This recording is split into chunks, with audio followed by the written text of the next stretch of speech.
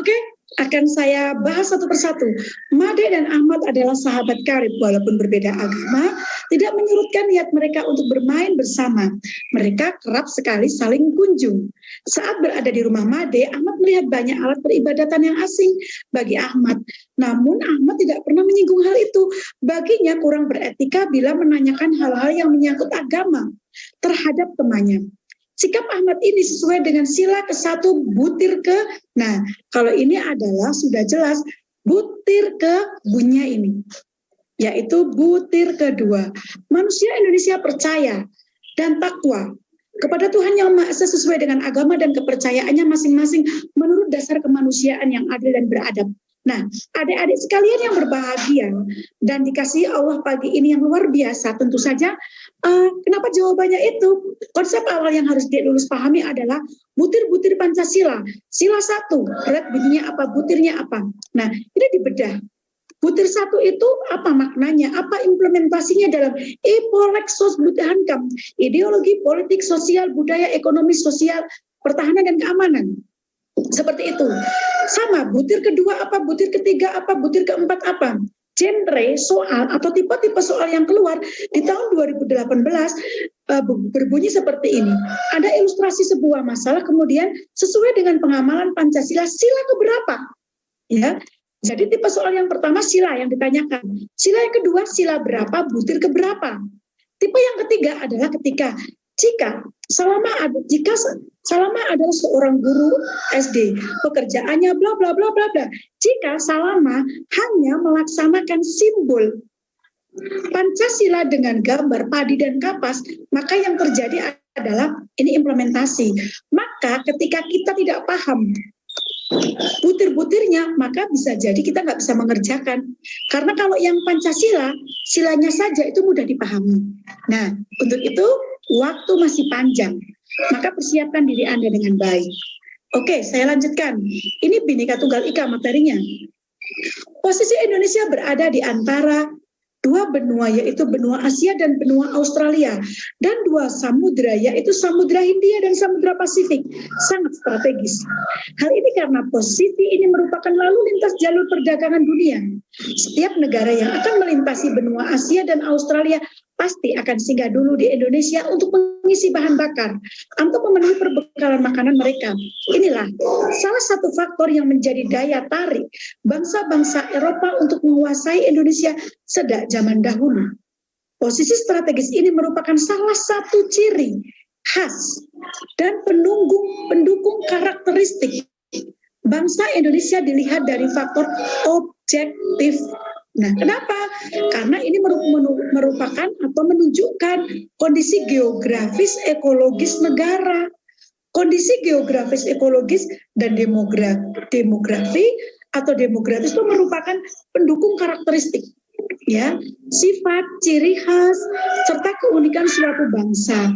Pada akhir tahun di sebuah negara pernah dihebohkan oleh sebuah cerita gadis cantik jelita belia yang menikah dengan seorang bangsawan negara tetangga dan hidup bersama dengan suaminya di negara tersebut. Akan tetapi kisah percintaan mereka berubah menjadi kisah pilu, yakni gadis tersebut diculik dan dianiaya oleh suaminya. Gadis tersebut mengeluh karena merasa haknya sebagai warga negara untuk mendapatkan perlindungan tidak dipenuhi. Diketahui bahwa ibu gadis itu merupakan WNI dan ayahnya WNA. Ayah biologisnya warga Perancis yang mempunyai kewarganegaraan Amerika Serikat. Sedangkan ayah tirinya memberi nama belakang gadis itu dengan nama belakang sebagai seseorang yang berkewarganegaraan Jerman. Berdasarkan ilustrasi tadi atau berdasarkan ilustrasi ini, sikap yang tepat yang harus dilaksanakan oleh gadis tersebut adalah, nah, dek lulus sekalian atau adik-adikku sekalian, ini soal Wasantara atau wawasan Nusantara. Ini pemahaman tentang kewarganegaraan, di mana kalau materi ini belajar tentang misalkan ius soli, ius sanguinis, bipatret, multipret, apatret, juga apa sih wawasan Nusantara itu? Kalau implementasinya biasanya yang banyak keluar wawasan Nusantara itu seperti itu. Ini salah satunya. Salama seorang warga Tionghoa, kemudian dia menikah di mana dia menikah dengan pemahaman orang Eropa yang menganut ius soli. Sementara saya menganut ius sanguinis, Maka anak saya ketika lahir di daerah yang ius soli, maka dia akan mendapatkan dua warga negaraan, yaitu warga negara dari saya sebagai ibunya dan warga negara ius soli di mana tanah kelahirannya. Tetapi ketika dia lahir di sebuah negara yang memiliki menganut ius sanguinis, maka dia hanya akan bisa menganut ius sanguinis. Apa sih ius sanguinis? Ius sanguinis itu adalah yang berdasarkan darah lah. Misalkan kayak orang Tionghoa. Orang Tionghoa itu kan iusnya ius sanguinis atau keturunan. Kalau ius soli itu soil tanah kelahirannya. Ketika si dia menganut ius sanguinis tapi dia lahir di ius soli, maka dia bisa menganut dua kewarganegaraan. Seperti itu. Nah, kita perlu pelajari. Ini implementasi dari soal-soal wasantara atau wawasan nusantara. Nah, soal itu biasanya berbentuk soal studi kasus, ya. Kasusnya kayak tadi itu. Ya, contohnya kayak tadi itu. Kemudian ini, Rani sangat senang menyambut pesta demokrasi pemilihan kepala daerah. Baginya hal tersebut menjadi satu momen yang ditunggu-tunggu oleh sebagian masyarakat Indonesia. Lahirnya pemimpin baru diharapkan dapat membawa perubahan baru. Di daerahnya ada dua pasang calon kepala daerah yang akan bertanding dalam konsistensi pilkada di daerahnya. Satu calon berasal asli dari daerah dan calon lainnya dari daerah lain. Rani sangat mendukung penuh calon yang berasal dari daerah aslinya. Karena baginya calon pemimpin yang baik adalah yang berasal dari daerah aslinya. Karena merupakan tempat di mana ia memimpin, di mana pemimpin itu lahir. Berikut pernyataan yang tepat berkaitan dengan sikap yang ditunjukkan oleh Rani dari cerita tersebut. Apa yang paling tepat? Berarti dia menganut apa? Rasa fanatisme. Ya, rasa fanatisme ini materi bela negara. Di mana bela negara juga sama. Bela negara itu hubungannya dengan Pancasila apa, hubungannya dengan UUD apa, implementasinya apa prinsip-prinsipnya apa, unsur-unsurnya. Ya, apa kaitannya dengan UUD dan Pancasila? Ini fanatisme kedaerahan. Sudah jelas, ya kan? Fanatisme kedaerahan. Kesadaran berbangsa dan bernegara adalah mengenal wilayah NKRI atau Negara Kesatuan Republik Indonesia tanpa fanatisme kedaerahan. Memilih kepala daerah harus berasal dari daerahnya sendiri, itu menunjukkan bukti bahwa adanya rasa fanatisme kedaerahan, ya. Jadi nggak boleh, walaupun kebanyakan orang melakukan itu, tapi itu berarti kita di dalam diri kita masih ada fanatisme kedaerahan. Lanjut, soal bahasa Indonesia. Nah, soal bahasa Indonesia kisi-kisinya adalah salah satunya ini pemahaman bacaan. Kalau ada soal seperti ini, tip-triknya satu, baca dulu soalnya. Informasi yang tidak sesuai dalam paragraf di atas terdapat pada kalimat, baru kita baca soalnya. Mengapa? Kalau kita membaca soalnya dulu, kemudian kita membaca ininya, maka kita akan membaca lagi ini. Maka baca dulu soalnya. Informasi yang tidak sesuai kita baca. Kebersihan air harus senantiasa dijaga dengan baik. Namun faktanya, sebagian di antara kita justru enggan untuk menjaga kebersihan air. Banyak yang dengan sadar mengotori air dengan sampah. Air yang bersih dapat membuat lingkungan dan tubuh menjadi sehat. Tetapi air yang kotor merupakan sarang penyakit. Kesadaran tentang menjaga kebersihan air perlu ditanamkan dalam setiap individu. Sebaiknya budaya tentang mengotori air, misalnya membuang sampah ke sungai, harus dihilangkan. Nah, jawabannya apa yang tidak sesuai? Kita cek. Sebagian di antara kita justru enggan menjaga air bersih. Ada nggak di sini? Kita cek. Faktanya, sebagian di antara kita justru enggan. Berarti betul kan? Banyak yang sadar dengan mengotori air dengan sampah. Sebaliknya, budaya dengan mengotori air, ya enggak? Air yang bersih dapat membuat lingkungan, tubuh sehat, tetapi air yang kotor merupakan sarang penyakit. Ini ada ini. Sama. Masyarakat sudah paham betul mengenai dampak air kotor. Tidak ada di sini pun yang menyatakan ini. Maka jawabannya adalah D. Ketika kita sudah menemukan jawaban ini, nggak perlu dibaca. Untuk apa? Menghemat energi, menghemat otak, menghemat waktu. Tapi kadang-kadang kita walaupun sudah tahu jawabannya A yang betul, masih juga dibaca yang B, C, D, E. Lanjut. Nah, sekarang soal TKP. Ya, soal TKP. Pada tahun ini Anda diterima menjadi CPNS dan resmi mendapatkan NIP atau nomor induk pegawai negeri. Anda dan keluarga sangat bersyukur atas karunia yang diterima Anda sebagai CPNS, meski bukan di daerah asal. Hal ini karena sangat sulit menembus ketatnya persaingan seleksi CPNS. Sedangkan Anda baru mendaftar dan berhasil lulus menjadi CPNS. Setelah 1 bulan bekerja di instansi, Anda mulai menyesal karena instansi tempat Anda bertugas jauh dari keramaian kota dan tidak seperti tempat Anda tinggal sebelumnya yang ada di pusat kota. Terlebih, Anda belum bisa berbaur dengan rekan-rekan Anda yang sering berbicara dengan bahasa daerah yang tentu saja berbeda dengan bahasa daerah Anda. Ini membuat Anda semakin kesepian. Anda pun harus menjalani hubungan jarak jauh dengan kekasih Anda, sehingga sering terjadi kesalahpahaman yang menyebabkan pertengkaran dalam hubungan. Bagaimana sikap Anda? Nah, ya, kita cek. Dalam mengerjakan soal TKP, ada 2 hal yang perlu kita perbaiki. Atau bukan perbaiki, ya, kita perlu pahami. Yang pertama, kita lihat dulu pernyataannya. Pernyataannya itu apa? Oh, pernyataannya tuh lulus CPNS di sebuah tempat, ya enggak? Di sini. Nah, ini pernyataannya. Ini ke atas pernyataannya. Ini pernyataannya. Kemudian konfliknya apa? Konfliknya, sedangkan Anda, oh bukan dari sini. Ini dari sini. Nah ini, Anda menyesal, konfliknya ini, Anda menyesal. Ternyata jauh, terlebih lagi tidak bisa berbaur, terlebih lagi terjadi kesalahpahaman, ini konfliknya.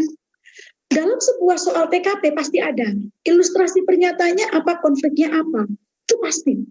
Ya, di mana kita bisa menyelesaikan pernyataannya dan konfliknya secara apa? Secara otak kiri dan otak kanan. Artinya apa? Secara logika bisa dipecahkan, secara humanistik juga bisa dipecahkan. Nah, ya kita cek. Di pernyataannya kita diterima PNS, terus kemudian ternyata konfliknya jauh.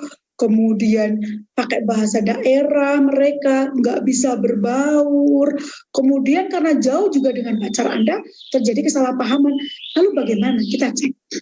Menerima hal ini sebagai resiko dari pekerjaan yang Anda ambil dan berusaha menjalani hari-hari seperti biasa. Ini bisa. Tetapi apakah bisa menyelesaikan masalah? Ya. Masalahnya apa di sini? Masalahnya adalah kita belum terbiasa, baik dari secara geografis, topografis, kemudian psikologis, juga ada masalah-masalah lain terkait dengan itu. 2, mencari cara agar dapat menikmati kehidupan Anda yang baru mencari cara. Ini sudah merupakan solusi. Solusi tentang apa? Konflik tadi. Ini kita bisa simpan dulu lah, kalau masih ragu-ragu. Bertahan semampunya sambil mencari cara untuk mengajukan mutasi. Tidak, karena di dalam undang-undang CPNS itu 10 tahun. Tidak boleh mengajukan pindah, apapun alasannya. Dan itu surat bermaterai. Berarti ini bukan jawaban. Bekerja dengan lebih giat agar dapat mengalihkan kesedihan dan melupakan masalah Anda. Bisa jadi. Mencari informasi tentang pekerjaan lain sebelum memutuskan mengundurkan diri. Belum, karena ini bertentangan dengan pernyataan. Kan Anda ingin jadi CPNS, maka jawabannya bisa di antara A, B, dan D. Ini di antara mereka skornya 3, 4, 5. Kalau kita mengacak secara asal, kita minimal akan mendapatkan nilai 3, maksimal 5. Tapi kalau kita baca lagi, antara A, menerima hal ini sebuah resiko dari pekerjaan dan berusaha menjalani ini pasif, udahlah ini kan gini, ini pasif, maka dari ini mungkin ini yang terendah 3. Sekarang yang B sama D, mencari cara agar dapat menikmati kehidupan Anda yang baru di instansi tempat Anda bekerja. Jawabannya ini 5. Kenapa? Topiknya karena ini profesionalisme. Dimanapun kita bekerja kita harus bagus. Kenapa tidak D? Bekerja lebih giat agar dapat mengalihkan kesedihan. Mengalihkan kesedihan sama mencari cara lebih logika kritis mana. Maka ini Maka ini jawabannya 5 dan ini adalah 4. Seperti itu, saya lanjutkan. Anda baru saja mengundurkan diri dari sebuah perusahaan karena masalah pribadi yang membuat Anda tidak nyaman dalam bekerja. Masalah tersebut disebabkan kekasih Anda yang sudah menjalin hubungan Anda selama 5 tahun berselingkuhan. Ini jahat sekali. Dengan seorang wanita, kemudian memutuskan untuk menikahi wanita tersebut. Kebetulan, kekasih Anda merupakan rekan sekantor dalam divisi Anda. Bisa enggak sih kalau kayak gini? Terjadi enggak? Terjadi. Kejadian ini membuat Anda memilih untuk membuka lembaran baru dan keluar dari perusahaan. Setelah 1 bulan menenangkan diri, Anda diterima lagi di sebuah perusahaan baru yang lebih bonafit. Ya. Setelah beberapa bulan, Anda ditugaskan oleh perusahaan untuk bergabung, menangani sebuah proyek dengan beberapa orang kompeten yang akan bekerja dengan Anda. Salah satu orang dalam tim Anda adalah bernama Sinta yang merupakan istri dari mantan kekasih Anda yang telah mengkhianati Anda. Bagaimana Anda menyikapinya? Bagaimana? Tadinya bekerja, ketemu sama istri mantannya, kan nyesek banget kali ya. Pindah. Setelah pindah, ditugaskan di suatu tempat. Ketemu lagi. Ini jejaring kerja. Bagaimana jejaring kerja itu? Kita membangun komunikasi. Komunikasi birokrasi antara aku dengan teman seletengku, aku dengan bawahanku, aku dengan sesama pemimpinan dalam satu skup divisi. Kemudian di luar divisi atau di luar perusahaan, itu jejaring kerja. Bagaimana sikap kita? Yang paling tepat adalah inilah. Kalau ini jelas jawabannya. Bekerja seperti biasa dengan didasari semangat kerja satu tim. Kita, tapi kan nggak bisa. Hello, ini TKP bro. Ini TKP, so Anda harus menjadi seseorang yang luar biasa di pernyataan nomor itu. Jangan out of the box, keluar dari teks. Apalagi keluar dari pernyataan. Tapi kan nggak bisa. Tapi kan kamu nggak bisa. Coba bayangin kalau itu terjadi beneran. Bayanginnya di sana di dunia nyata. Sekarang kita mengerjakan di dunia soal. Jadi berbeda. Jangan yang kehidupan asli di sini terbawa di sini. Maka Anda bisa jadi memilih. Ini bisa jadi males ya. Dan aku cuek aja gitu ya. Ini kita menjadi seseorang yang perfeksionis di pernyataan nomor itu. Kalau kita pernyataannya tentang jejaring kerja, ya kita akan menjadi seseorang yang benar-benar expert ketika ada pada kisi-kisi jejaring kerja, gitu loh. Ya, jadi jangan keluar. Lalu bagaimana kita ketika kita bertemu dengan mantan, sementara mantan itu dulu yang sangat menyakiti aku. Rasakan loh, aku minta pindah misalkan, nggak bisa dong, itu birokrasi. Nah ya, ini di sini jejaring kerjanya kita diuji. Bagaimana sih kita menjalin komunikasi baik visual, lesan, tertulis dengan orang yang pernah menyakiti hati kita begitu dalam dan kita pernah mencintai begitu dalam. Jadi Dek Lulus, kalau ada seperti ini ya, tetap bagaimana kita sebagai PNS ataupun orang atau karyawan atau kita tetap bisa melakukan jejaring kerja. Ingat, jangan baper. Itu tidak profesional. Oke, kita lanjutkan. Pada tahun ini dibuka seleksi CPNS secara besar-besaran. Anda mencoba peruntungan Anda dengan ikut mendaftar. Setelah Anda melihat formasi yang sesuai dengan latar belakang Anda tersedia di luar daerah. Meski masih dalam satu pulau, orang tua Anda merasa khawatir jika Anda harus bekerja di luar daerah. Dan Anda tidak pernah lepas dari keluarga Anda, terlebih ketika Anda sakit dan Anda memiliki riwayat penyakit MAH. Keluarga Anda melarang mengikuti tes CPNS tahun ini. Namun, Anda sangat ingin mencoba kesempatan ini. Terlebih, Anda sudah belajar sangat keras sebelum pendaftaran dibuka. Maka, hal yang harus Anda lakukan, nah, isinya apa? Isinya adalah memberi pengertian kepada keluarga dan mengikuti CPNS. Karena apa? Di sini tidak ada hal yang, misalkan, orang tua Anda, kan nggak ada. Ya, nggak ada. Kenapa milih C? Kenapa milih C? Kenapa nggak milih A? Menerima saran dari orang tua dan tidak mengikuti seleksi CPNS tahun ini. Di sini tidak ditulisi bahwa apa? Orang tua Anda sangat menderita. Kecuali orang tua Anda, misalkan ya, janda atau duda dan Anda anak satu-satunya, maka optionnya bisa berbeda. Option ini tidak berlaku nilai 5 di semua kasus, ya. Option itu sesuai dengan ilustrasi antara pernyataan dan konfliknya, ya. Artinya di sini ini nilainya 5, tapi di pernyataan lain ketika saya membuat soal yang berbeda, misalkan, ya, misalkan saya di sini, saya contohkan di sini saya tambah, orang tua Anda adalah single parent yang dari kecil membesarkan Anda dengan penuh kasih sayang. Kebetulan orang tua Anda juga seorang pengusaha yang kaya raya, hartanya sangat banyak, dan semua harta itu akan diwariskan kepada Anda. Ini beda lagi, ya nggak? Jawabannya beda. Jadi option itu kalau kita katakan, Kak, apakah mesti? Ketika pernyataannya ini, jawabannya ini tidak. Semua itu ada linearitasnya. Makanya saya katakan kita harus belajar konteks dengan bagus. Konteks dan konsep, gitu ya. Memberi pengertian, Bu, ini kan nanti deh.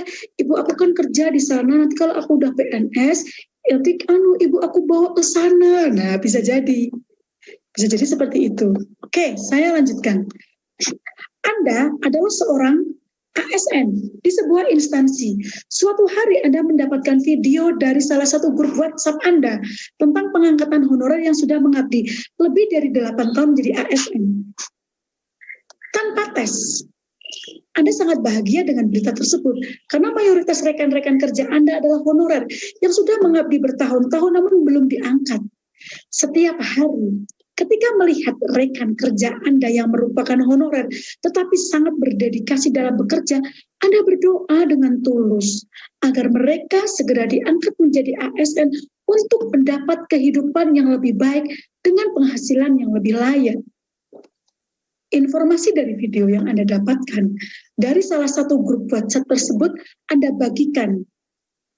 Tersebut bagaikan jawaban dari doa-doa Anda selama ini. Tanpa pikiran panjang, Anda segera membagikannya ke grup sekolah Anda.